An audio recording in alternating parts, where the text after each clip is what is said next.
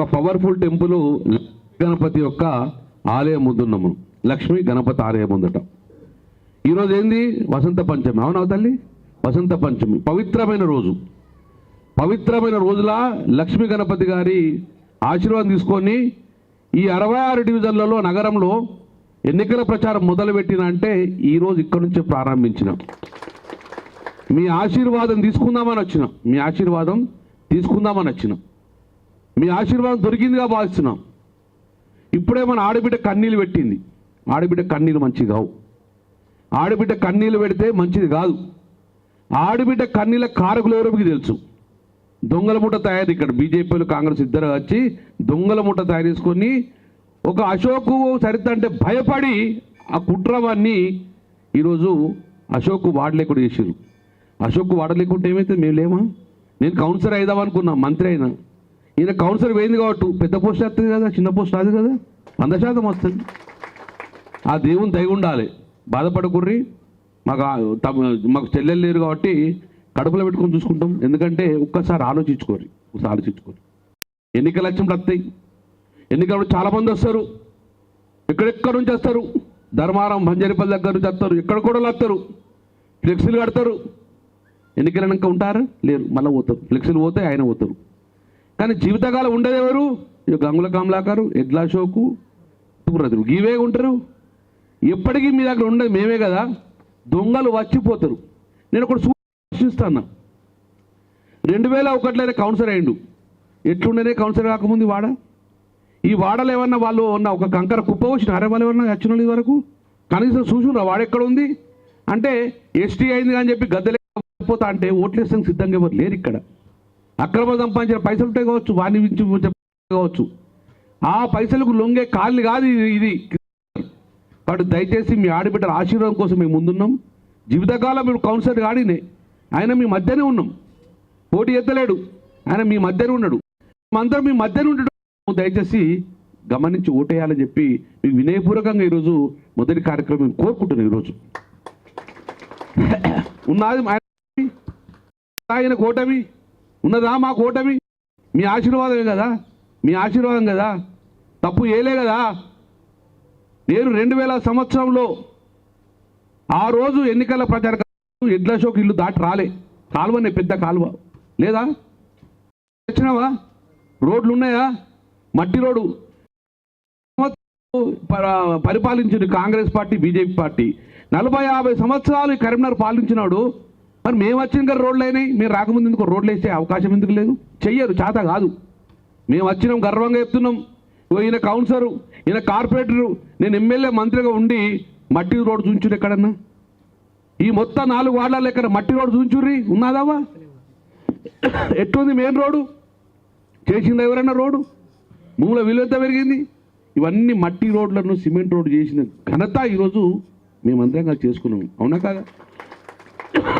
మీ కళ్ళ ముందు కనబడుతుందా లేదా? మీ కళ్ళ ముందు కనబడుతుంది. దోసుకున్నారు ఎవరన్నా? ఇప్పుడు దోపిడి దొంగలు వస్తారు. దోసుకునే ప్రయత్నం చేస్తారు. కాబట్టి దయచేసి మీకు చేతులెత్తి నమస్కరిస్తున్నాం. ఇంకా 3 సంవత్సరాలు మేమే వెళ్ళే ఉంటాం. మీరు ఒక్కసారి గమనించుర్రి. ఈ కాంగ్రెస్ పార్టీ మళ్ళీ వస్తుందా ఎన్నికలల్లా? మళ్ళీ గెలుతుందా? ఏదో ఆశ పెట్టిరు. మా అవ్వకు 4000 ఇస్తానన్నారు పింఛను, మీకు 2000 అందరు ఇస్తాన్నారు, పిల్లలు స్కూటీ ఇస్తాన్నారు. ఏవో ఇచ్చి మభ్యపెట్టయితే ఓట్లు వేసుకుని గద్దెనెక్కిరు. ఎవరికే? మీకే ఆశపడి వేసిన కొంతమంది పోవచ్చు, కొంతమంది వేలే. రిటైర్డ్ ఎంప్లాయీస్కు ఆ నిధులు ఇస్తలేరు. వాళ్ళ పైసలు వాళ్ళకి ఇస్తలేరు. అరగోస పెడతారు. నాకు తెలిసి మళ్ళీ 15 సంవత్సరాలు కాంగ్రెస్ పార్టీకి ప్రభుత్వం ఏర్పడారు. బీజేపీ 52 సంవత్సరాల దాకా ఇక్కడ ప్రభుత్వం ఏర్పడి ఏదో కరిమాలకి ఆదిలాబాద్కి గిలగిలా అంటే తప్ప కానీ ఎక్కడ లేదు. మళ్ళీ నెక్స్ట్ ఎవరే గవర్నమెంటు? మళ్ళీ టీఆర్ఎస్ కదా, తెలంగాణ తెచ్చుకుని మన గవర్నమెంటే కదా. మన గవర్నమెంట్ వచ్చినప్పుడు మళ్ళీ పనిచేసుకుంటాం కదా. దయచేసి అందుకే చెప్తున్నాను, ఒక 2-3 సంవత్సరాలు ఓపికపడదాం. తర్వాత ప్రభుత్వం అనేవేస్తుంది. మళ్ళీ రెట్టింపు ఉత్సాహంతో పనిచేసి ప్రజలతో శుభాషణ విధంగా పనిచేసుకుంటాం. మేము అప్పటికి మేము మళ్ళీ డెఫినెట్గా మీ ఆశీర్వాదంతో మళ్ళీ ఎమ్మెల్యే గెలిపిర్రి, మంత్రి పదవులు ఉంటాం, ప్రభుత్వం ఉంటుంది, మళ్ళా పనిచేసే దిశగా అడుగులేస్తాం. నేను నడుచుకుంటూ వచ్చిన పాదయాత్ర మొత్తం చేసిన ఈ కాలనీలో అన్ని మట్టి రోడ్లే. ఏదైనా వాడొక మీటింగ్ పెడితే అవునా బాగా మాట్లాడుతాం ఈ రోడ్ ఏమని అంటారు. కానీ ఇక్కడికే నాకు ఈ రోడ్ ఏమని అనే పరిస్థితి లేదు. ఒక్కసారి చూడండి, టవర్ కాడ మొదలుపెట్టిన రోడ్డు, టవర్ కాడ మొదలుపెట్టిన గాంధీ కాడ పోతే గాంధీ చిన్నగా అనిపించింది, మంచిగా నచ్చలే. ఎట్లా చేసిన గాంధీ ఎదుమన్నా ఎట్లుంది గాంధీ? ఒకటిసారి రెండుసార్లు తీసేసి మళ్ళా బ్రహ్మాండంగా గాంధీ పెట్టుకున్నాం. ఎందుకంటే ఈ దేశానికి స్వాతంత్రం ఇచ్చిన గాంధీని గౌరవించుకోవాలని చెప్పేసి గాంధీ తెచ్చుకున్నాం. అక్కడ నుంచి ఆగినా పాయ రోడ్ వేసుకున్న, రోడ్డు ఎక్కడాకి పోయినా రైల్వే స్టేషన్ దాకా రోడ్ వేసుకున్నాం. ఎట్లుండే రోడ్డు ఇప్పుడు ఎట్లయింది? మట్టి కనబడుతుంది నాదే. అప్పుడు జిమ్ పెట్టాం, భూముల విలువ 1,00,000 కుంటున్నది 1,00,00,000 కుంట అయిపోయింది కాలే. మరి ఇంట్లో పాత్ర ఎవరిదే? మా ముగ్గురిదే కదా పాత్ర. ఎవరైనా నచ్చిర్రా? ఇప్పుడు రోడ్లు వేసిన వాళ్ళు చెప్పేసి మంచి మంచి మల్టీప్లెక్స్లు వస్తున్నాయి, ఫంక్షన్ హాల్ వస్తున్నాయి. ఈ అభివృద్ధి ఏది? ఒకప్పుడు కిసాన్ నగర్ అంటే ఆటో రాకపోవు, ఆటో కూడా రాకపోవు, ఏ గారోడ్లకు మేము కూడా వస్తామని చెప్పారు. కిసాన్ నగర్ అంటే అన్ని ప్రభుత్వాలు చిన్న చూపే, గరీబుల కాలనీ అని చెప్పి. కానీ ఈరోజు కిసాన్ నగర్ అంటే ఇంత బ్రహ్మాండంగా తయారు చేసుకున్నామంటే మేం కాదా కారకులం? ఈ ఎన్నికల పోటీ చేసే వాళ్ళు ఇవాళ చేసుకున్నారా? సంబంధం ఉన్నదా వెళ్ళి? కాబట్టి దయచేసి మీ అందరికీ నేను రిక్వెస్ట్ చేస్తున్నాను, లక్ష్మీ గారి టెంపుల్ ఆశీర్వాదం తీసుకున్నా, మా ఆడబిడ్డల ఆశీర్వాదం తీసుకున్న తర్వాత ఒక మంచి మనిషిని అన్ని కోల్పోయిన మంచి గెలిపిని ఆశీర్వదించాను. మీ బిడ్డ, మీ కళ్ళ ముందున్న బిడ్డ, వచ్చిపోయే బిడ్డ కాదు. ఆయనకు అండగా అశోక్ ఉంటాడు, వీళ్ళ ఇద్దరికి అండగా గంగుల కమలాకర్ ఉంటాడు. నేను ఒక్కటి మాత్రం సుడుగు చెప్తాను, మీరు కూడా కలుసుకోరు ఒకసారి కూడా. ఎంపీ గెలిచిండు బండి సంజయ్, వచ్చినాడేనన్న. మేము రోజు పొద్దున్న లేచి ఇక్కడ ఉంటాం. మేము వచ్చినాడు మా కేంద్ర మంత్రి, మరి కేంద్ర మంత్రి రూపాయి బిల్ల తెచ్చినాడా? చారణ బిల్ల ఉంచువని 2 సంవత్సరాలే నేను తెచ్చిన నిధులు అడ్డుకున్నారు తప్పక చారణ బిల్ల తెచ్చిరా లేదు. పోనీ నేను మంత్రిగా వచ్చిన ఇక్కడికి, ఎమ్మెల్యేగా వచ్చిన, మేము అధికారం లేకుండా వచ్చిన, పొన్నప్రాకర్ వచ్చినాడా? రారు. ఎన్నికల అప్పుడే వాళ్ళు వచ్చి చేయకపోతే మాకు కనబడరు.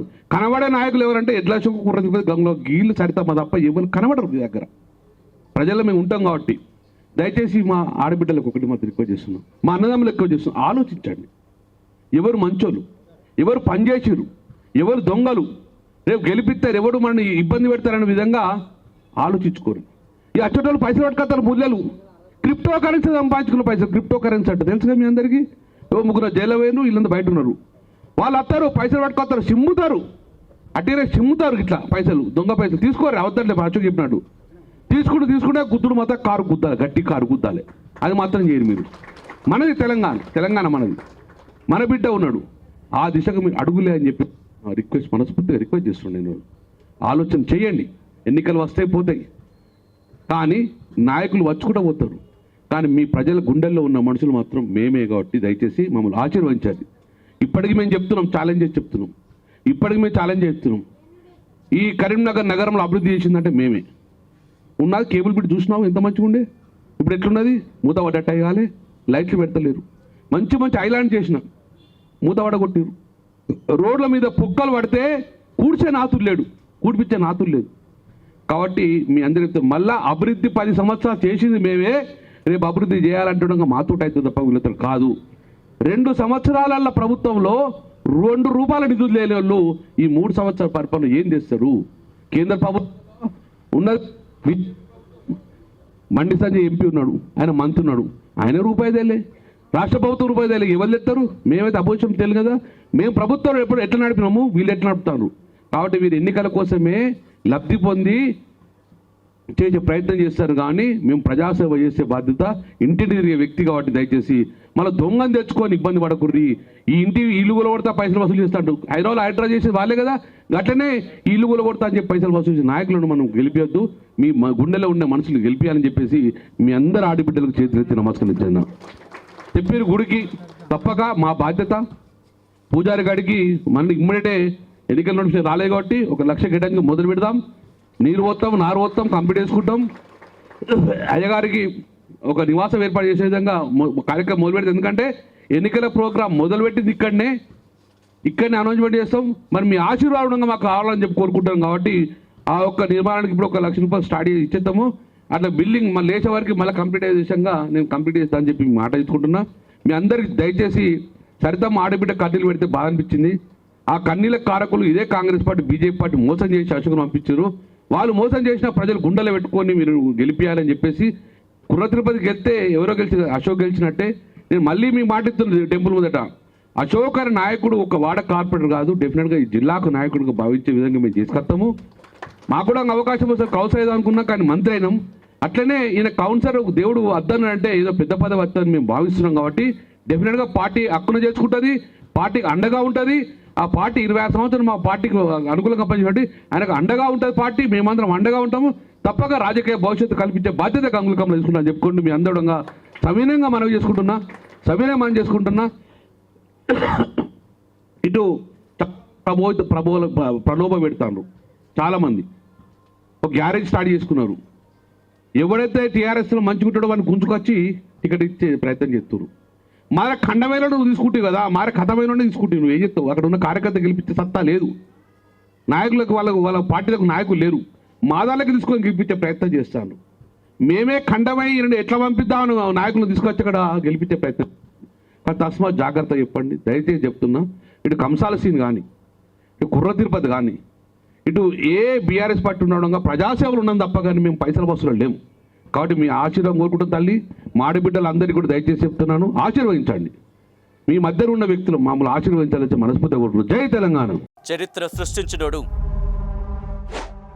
ఇప్పుడు ఆ చరిత్రని తిరగరాయబోతున్నాడు. అబద్ధాల గోడల్ని బద్దలు కొట్టి నిజాలను రాగా మీ ముందుంచబోతున్నాడు. నిజమైన వార్తల కోసం వెంటనే డౌన్లోడ్ చేసుకోండి రా యాప్ని.